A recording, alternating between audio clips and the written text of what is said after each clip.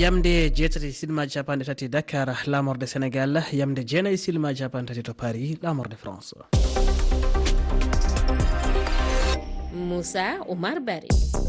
Sénégal gilande Bassirou Diomaye Faye gardiɗo jonde kawtal na mbiyen fedde kawtal makko coalition Diomaye président o ardinde fedde hoore jagoro Sénégal Ousmane Sonko ina wayno gardiɗo fedde dawro passe ɗe foof mbaɗi koye nder Dakar e nder ɗeɗo balɗe ɗiɗi paltiɗe ñande aset o jaɓɓima mawɓe tawaɓe kawtal makko APT walla APT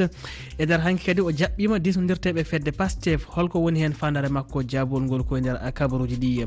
e nder kabaruji amen paltiɗi o nani miɗen kala ko fati e battane haare Moyen-Orient e nder runde Afrique to Mauritanie e nder daroɗe lewru ndu gonɗen ardiɓe nantini dartingol yaltingol guura e nder leydi ndi ɗum ko gam falade ngakkere guura e nder jeereji mabɓe saabu biyol mabɓe ɓe ganda nde nde haare dartoto koye nden haare ni kalten Iran holliti wonde ina hebli gam dartade hoore mum e nde haare hakkude mabɓe Israël kam e dowlaji fedde Amérique tawi ko hoorejo Amérique o Donald Trump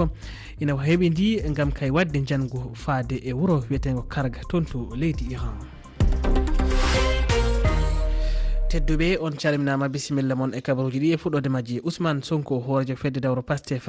ina jokki yuɓɓinde kawrital mum ɗum ko caggal nde hoorejo leydi Sénégal Bassirou Diomaye Faye yuɓɓinno jonde fedde makko kawtal coalition Diomaye président e nder ñalawmaji ɗiɗi tan Ousmane Sonko yuɓɓini kawrite ɗiɗi ñande alete nde o jaɓɓima tawaɓe kawtal makko APT e nder ɗum kadi hanki o jaɓɓima disnodirteɓe fedde Pastef toɓɓe jewtaɗe ɗe ko ɗiɗi tan sumgoji mairuji hitande ujunnaji ɗiɗi e nogas e jeeɗiɗi e sumgoji hooreyaku leydi hitande ujunnaji ɗiɗi e nogas e jeenayyi e nder jonde nde o nantini wonde yuɓɓinan congrès e ñala hitande nambiyen e lebbi paaɗi ɗum koye lewru jeego ɓuuru o wonata e hitande ujunnaji ɗiɗi e nogas e jeegom